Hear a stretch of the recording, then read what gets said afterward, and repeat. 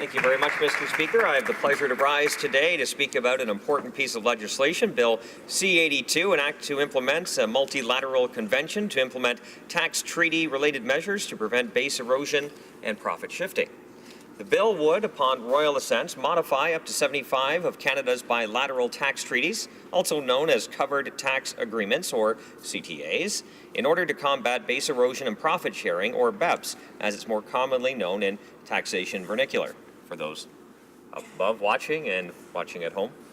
For those Canadians that I just mentioned, and indeed for the members of the House who aren't tax lawyers, including myself, Bill C-82 is quite a mouthful, but basically, the bill purports to make it more difficult for corporations to hide money in offshore tax havens.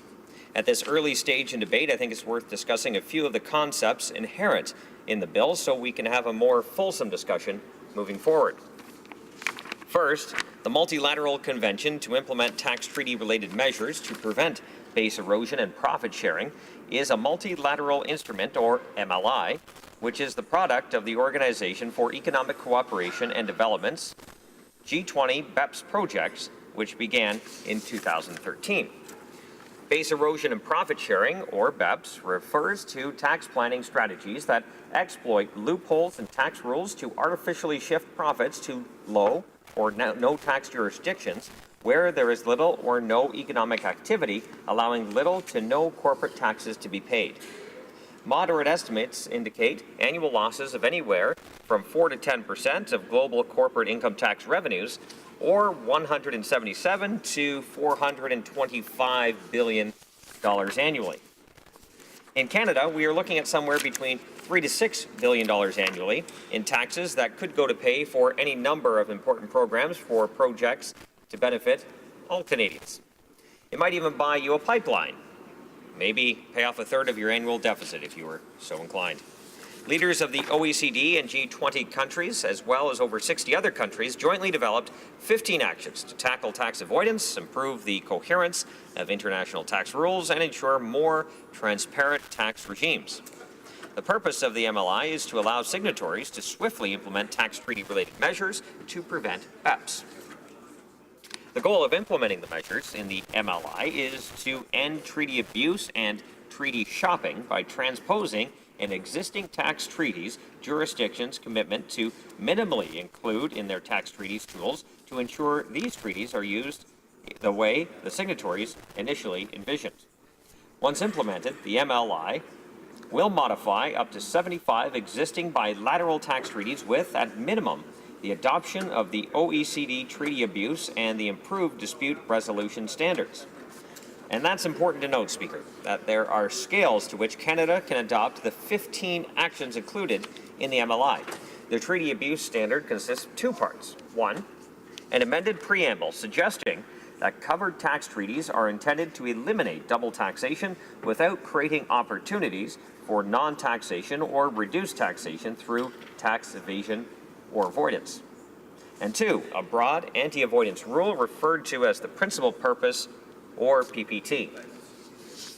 Under the PPT, any tax benefit may be denied where it is reasonable to conclude that one of the main reasons for the transaction is to avoid paying taxes unless it is established that granting the benefit would be in accordance with the object and purposes of the relevant provisions within the treaty.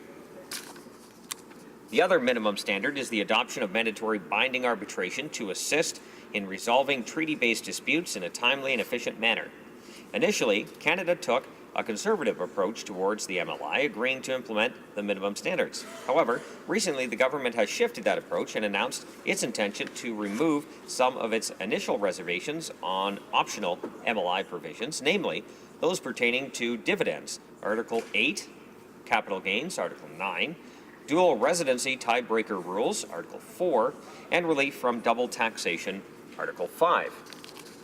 I believe this is an important factor to consider because following ratification, Canada will be unable to add any reservations. However, signatories may withdraw or narrow a reservation following ratification.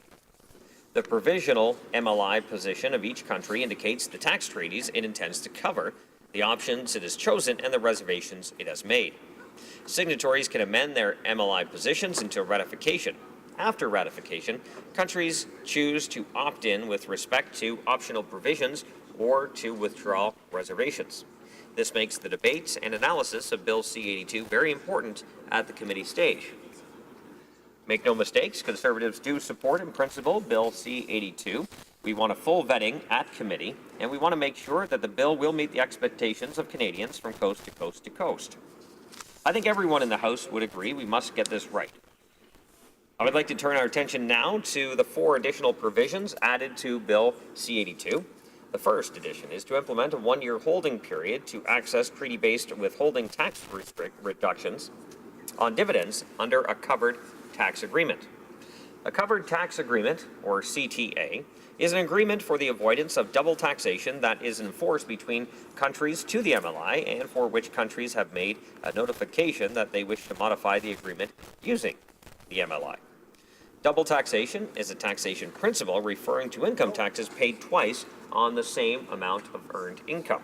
It can occur when income is taxed at both the corporate level and the personal level. Double taxation also occurs in international trade when the same income is taxed in 2 different jurisdictions, and that is where we are most concerned with here today. Income may be taxed in the jurisdiction where it is earned, then taxed again when it is repatriated in the business's home country. To avoid these issues, countries sign treaties for the avoidance of double taxation. It is the abuse of that system that fosters the need for the bill we are discussing today. The withholding tax reductions on dividends generally apply where the recipient of a dividend is a company that owns, holds, or controls more than a certain amount of the shares or voting power of the dividend-paying company. However, Article 8 of the MLI will deny access to this special relief if those ownership conditions are not met throughout the 1-year period, including the day of the payment of the dividends. The second optional provision adds an examination period of 1 year preceding alienation of the property in determining whether a CTA exempts capital gains on the sale of equity interests that do not derive their value principally from immovable property. According to Osler, Hoskin, and Harcourt, LLP's article, Canada tables MWMM to ratify MLI, updates MLI reservations. I know that does sound like a mouthful. Quotes. Canada's domestic taxable Canadian property rules impose a 5-year look-back period for determining whether shares derive their value principally from certain types of Canadian properties, such as real property and resource properties. By contrast, many of Canada's tax treaties exempt gains from being taxed in Canada where the shares sold by a resident of the other state do not derive their value principally from immovable property in Canada at the time of disposition. Article 9, Section 1 of the MLI, which Canada proposes to adopt, will allow the source country to tax such gains if the relevant value threshold is met at any time during the 365 preceding days of the disposition. The new provision, Speaker, on capital gains will also extend the application of existing provisions in covered tax agreements that do not already provide for such taxation to allow taxation of gains from both shares and other equity interests, such as interest in partnerships, maybe trusts. In each case, provided the relevant immovable property threshold is met during the 365-day testing period. The third addition, Article 4, is the adoption of provisions for resolving dual residency. Article 4 of the MLI adds the following factors to be taken into consideration when determining residency status: place of effective management, place where the entity is incorporated or otherwise constituted, and any other relevant factors. The fourth and last addition is the adoption of a provision of the MLI that will allow certain treaty partners to move from an exemption system as their method of relieving double taxation to a foreign tax credit system. There are a number of considerations I'd like to raise, considerations I sure hope will be addressed at committee. On Article 4, Osler, Hoskin, and Harcourt, LLP, in their analysis warn, quote, the new article on dual resident entities does not provide for a clear result where the entity is a dual resident by virtue of a corporate continuance, end quote. Some such entities may be governed by the laws of both jurisdictions under which they are created and the one to which they are continued. The Canada-U.S. Treaty contains a tiebreaker rule that provides that such an entity would be resident only in the jurisdiction where the entity was created. By referring to the place where the entity is incorporated or otherwise constituted as a relevant factor, the new MLI provision may be signaling that a similar approach should be applied. Whether there is a one-size-fits-all template that can be applied to address the concern or that this is best solved by an agreement between signatories is not clear, but I'd encourage again the committee to look into this matter and provide some clarity on this. Article 5 of the MLI allows countries to adopt one of three different options when removing such treaty-based guarantees. It is unclear at this moment which of the three options the government intends to implement. This may be a matter for the government to decide after ratification, or it may not. In any event, some time to consider witness testimony on the options available to eliminate the issues of double taxation will provide some guidance, I think, for the government when the time comes to implement an option. Speaker, the government did not announce an intention to remove its reservation on Article 7, Section 4, which would specifically allow treaty benefits that would otherwise be denied under the PPT to be granted in full or in part by the competent authorities in appropriate circumstances. Osler, Hoskin, and Harcourt LLP cautions that this is a problem illustrated with this example. And I quote, "Assume that an investor would be entitled to a 15% withholding tax rate on dividends that had made a direct investment into Canada, but instead invests in Canada through an intermediary that would have been entitled to a 10% tax withholding rate. A denial of treaty benefits under the PPT could lead to a 25% withholding tax rate on dividends to the investor. Without the provisions in Article 7, Section 4, the mechanism to allow for remedies will not exist." According to Osler, this is particularly important, and I quote, "For example, for private equity and other collective investors that may be a resident in multiple jurisdictions. Canada has not provided any additional governance on when or how the PPT is intended to apply to private equity and other collective investment vehicles, despite many suggestions that further guidance is needed either on a unilateral or bilateral basis. I would strongly encourage the committee to examine this matter and pay particular attention to the very broadly worded PPT, which may be open to various interpretations." One of Gowling's WLG's partner, one of them, in her article, the MLI Tax Treaty, and this was Laura Georgiou, "What it means for taxpayers brings to our attention concerns regarding Article 8. Article 8 of the MLI addresses the reduction from 25% to 5% of the domestic dividend withholding rate under most CTAs where the dividend is paid to a corporation that, at the time of the payment, owns, holds, or controls directly, and in certain CTAs, indirectly, at least 10% of votes, or in certain cases, more than 10% of the shares of the dividend payer. Furthermore, Article 8 will deny the reduced treaty withholding tax rate unless the applicable ownership conditions are met through a 365-day holding period, which includes the day of payment of the dividends. For this purpose, ownership changes resulting from corporate reorganizations or amalgamations of the dividend payer or shareholder are ignored. This holding period is meant to ensure that non-resident companies that engage in certain short-term share acquisitions will not benefit from the lower treaty dividend withholding rates. In practice, the application of the hold period rule will be problematic because the 365-day period can straddle on the transaction date. Where the holding period test has not been met at transaction time, the corporate dividend payer has a difficult choice to make. If it withholds at the lower rate, it exposes itself to the risk that the shareholder will not meet the holding period test, rendering the payer liable for additional withholding tax and penalties. Alternatively, if it withholds on the dividend at the domestic rate and the test is met, the shareholder will then need to apply for a refund of the excess withholding, resulting in additional costs and delays. As of today, 84 countries have signed the MLI, including Canada. 6 more are interested in signing, and 10 have ratified the convention. It is interesting to me that the United States has chosen not to sign the MLI. Rather than pursuing legislation to recoup unpaid taxes in an investment like the multilateral convention to implement tax treaty-related measures to prevent BEPS, the U.S. has chosen a different approach. When the OECD first announced its plan to go after tax planning and double taxation by multinationals, the U.S. had the highest statutory corporate tax rate in the OECD.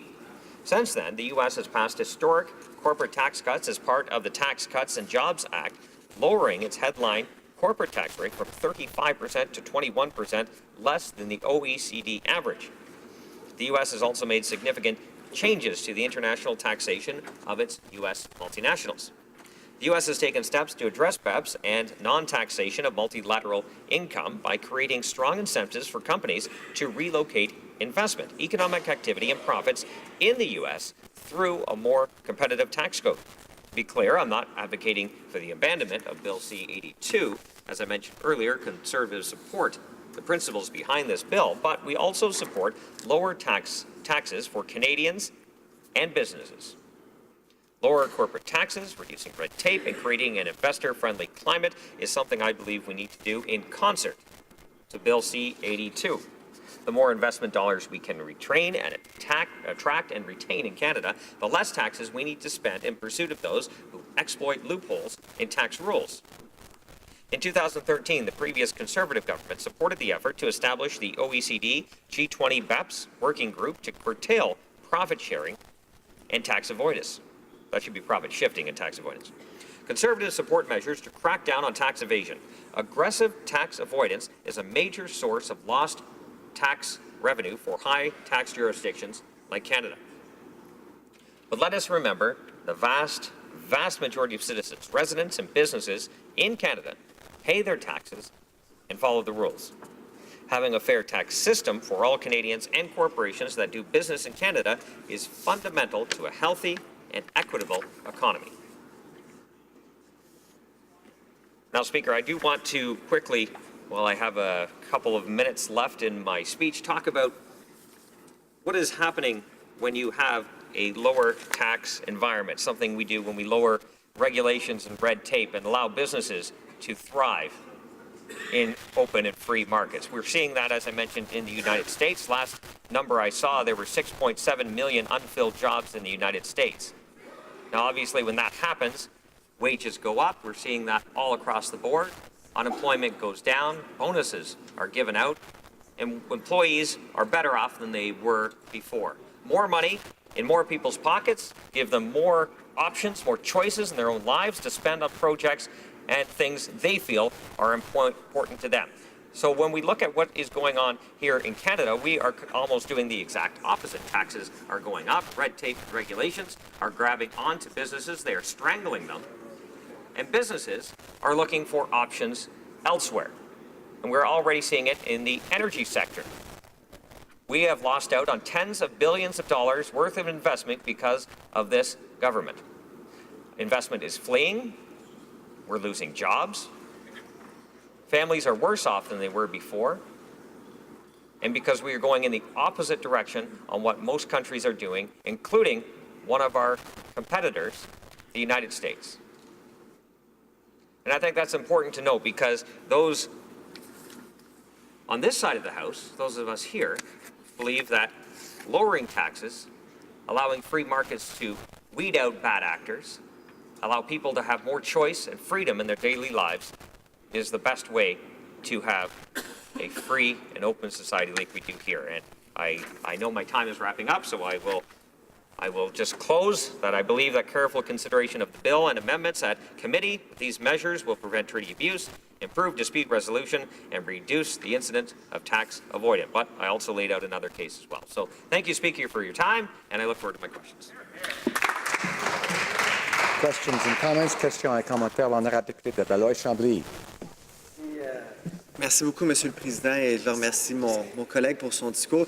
Évidemment, l'évitement et l'évasion fiscale, c'est des enjeux qui sont C'est un enjeu qui est extrêmement important parce que, comme il a dit quand il a parlé de la majorité des entreprises, des citoyens qui paient leurs impôts, le problème, c'est quand on considère les montants d'argent qui ne se rendent pas au coffre du gouvernement, les quantités d'argent et les personnes qui sont déjà dans une position de privilège et de pouvoir, qui profitent d'un système qui, très clairement, n'a pas réussi à créer de l'équité au sein de notre société, de l'équité fiscale dans ce cas-ci.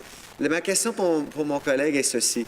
Évidemment, le mécanisme qui est devant nous, cette question de l'instrument multilatéral, me rappelle le débat qu'on a eu à la Chambre des communes dans le dernier Parlement sur l'entente de libre-échange avec le Panama. Et une chose que les Américains ont fait avec le Panama, c'est avant de ratifier une entente de libre-échange, ils se sont assurés que le Panama s'engage de façon concrète et officielle, formellement, à lutter à l'évasion fiscale et à faire leur part pour que l'argent revienne aux Américains, l'argent qui leur était dû. Nous, au Canada, nous n'avons pas fait cela. Et c'était une des raisons pour lesquelles on s'était opposé à cette entente-là, entente évidemment adoptée par le gouvernement précédent. Est-ce que mon collègue croit que nous devons, quand on a par exemple des ententes de libre-échange, exiger que les pays avec qui on a ces ententes-là en fassent plus pour s'assurer que l'argent nous revienne, l'argent de nos citoyens? Honourable member for Haliburton-Kawartha Lakes Brock.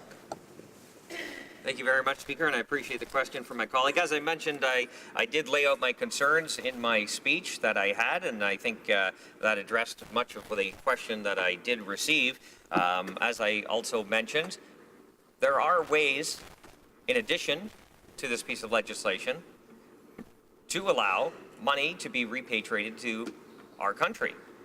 And we continue to spend money to go after these bad actors, but also on the other side, you're seeing the money that we are losing out on that could pay for a number of the programs that Canadians love and cherish. So I do think there is an obligation to go after that. As I mentioned in my speech, in concert with this bill, there are also ways to do it. You see what's happening in the United States. Money is being repatriated back to the United States in hundreds of billions of dollars, because you were able to lower the tax rate and provide incentives for companies to bring that money back. So we can also go after them in a meaningful way through this legislation. We can also be a tax magnet as well. We can allow companies to repatriate that money that they have, invest in their workers, invest in their companies, pay their taxes here domestically, and I think we all win because of that. This isn't a one solution only. In concert with, I think the government needs to look at that avenue as well and ensure that we are being competitive on the world stage in terms of a friendly business environment. Honourable member for Winnipeg North. Yes, thank you, Mr. Speaker. Here we have another piece of legislation that I believe assists in setting the agenda that really started virtually from day one with this government. When we brought in legislation to look at giving Canada's middle class a tax break, something in which I'll remind my colleague across the way he voted against. And then also putting a tax on Canada's wealthiest 1%. And today we have legislation, again, looking at in ways in which we can ensure that there's a higher sense of tax fairness. And that's really something that Canadians want to see. It has been a priority from this government. We have invested literally hundreds of millions of dollars to look for and prosecute tax evaders. And my question to my colleague across the way is, would he not agree that in good government, you take measures such as that we have taken virtually from day one, and maybe there might be a little bit of remorse for not supporting some of the previous legislation, but I understand and would hope that the Conservatives would be supporting this particular piece of legislation. Honourable member for Haliburton-Kawartha Lakes Brock. Thank you, Speaker. Yes, as I mentioned in my words, that we are supporting this bill. We do have our concerns, and again, I laid that out in my speech, and I spoke for 20 minutes on what I thought could be some ways we can improve this piece of legislation. But I'd also like to point out that this project has been ongoing since 2013 under the previous Conservative government. We supported the effort to establish the working group to curtail profit sharing and tax avoidance. The agreement in 2013 has developed into the multilateral convention I should mention that the previous Conservative government began cracking down on tax avoidance measures. An example of that, in January of 2015, electronic measures of $10,000 or more must be reported to the Canada Revenue Agency by banks and financial institutions. So, Speaker, the action was already being taken on this side of the House when we were in power. And again, this piece of legislation, I laid out my concerns. I'm hoping that through the committee process, they are able to work on and iron out some of the concerns I mentioned. I'm sure many of my other colleagues will raise issues at committee and through testimony that we will able to improve this bill and hopefully make Canada a more competitive place on the world stage. Here. The honourable member for Courtenay Alberni.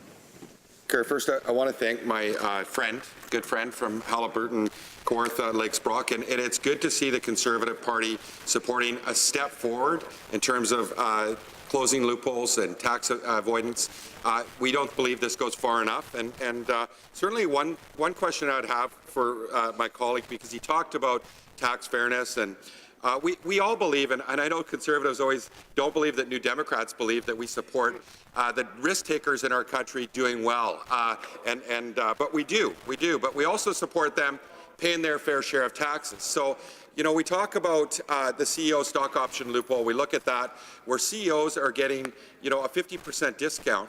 Risk takers that have done well, that have won because of their hard work, but they're getting a discount and paying their taxes, which isn't fair. My friend Maureen Fraser owns a Commonwealth Bakery in Tofino, BC. She pays her fair taxes. When she has a good year, she pays a little more.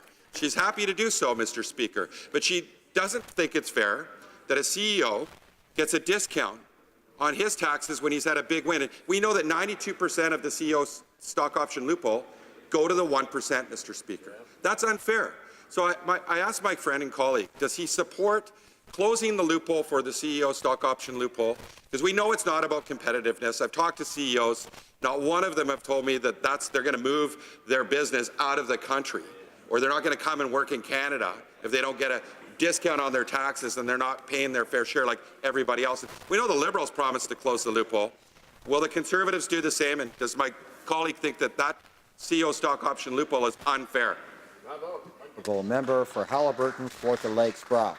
Thank you very much, and thank you to my friend for that great question. I know he is a supporter of the free market for the most part, and I do appreciate that. I would point out to him a couple of things.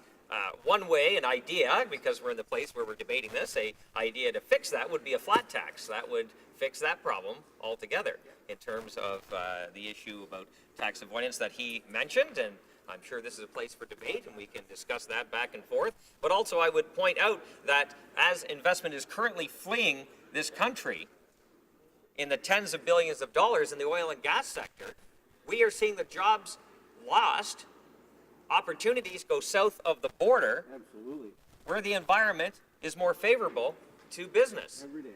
And we are seeing already the money that this government paid to nationalize the Trans Mountain Pipeline was brought, that money, those taxpayer dollars were brought into the United States to build infrastructure in that country.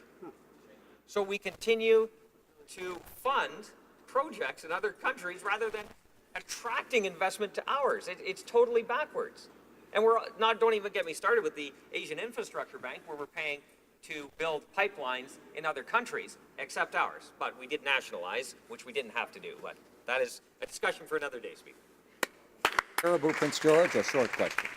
Thank you, Mr. Speaker, and I eagerly was trying to get up and ask this question. I find it very rich that our honourable colleague from Winnipeg North stands there and proudly talks about his government from day one coming in, when we have a Prime Minister that openly admitted that, you know, Canadians know that most small business people or small business owners or small business are just an opportunity for rich people to hide their money.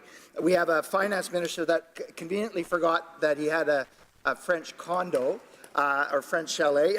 I'll finish it off with this. Mr. Speaker, we talked about government is not there to create jobs. They're there to create the environment for business to invest.